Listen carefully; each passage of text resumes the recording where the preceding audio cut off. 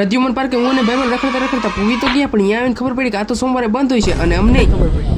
હવે શું કરવાનું છે? એક સેકન્ડ, આપણે અહીંયા કેવી રીતે ભાઈ તમે જોયું ને, પેલા એ જોતા હો પછી બીજું કહું. સ્વાગત છે આપણા નવા એવા બ્લોગમાં. થતું હોય છે આટલો વહેલી સવારે કાળો કાગડો બનીને ક્યાં એલો જાય? એને કહી દઉં કે આપણે જઈએ કોલેજે. ફોન ની એડ કરવા વાળા બેન દેખાડા, એને કહી દઉં કે મફતમાં દેવો જ લેવો ફોન. એક તો નવું વિચાર લીધું, કીધું કોલેજ જાય ભાડ મેં અમચાલે રખડને રખડતે પહોંચી ત્રિકોણ બાગે. ભૂખ બહુ લાગી એટલે નાસ્તો કરવા ખસકાય દુકાન. ઘણા કહે છે આ કેવો નાસ્તો તો એને કહી દઉં કે જલ્દી પૈસા લાવતા ભૂલાઈ ગયો એટલે આવું ખાવું પડે.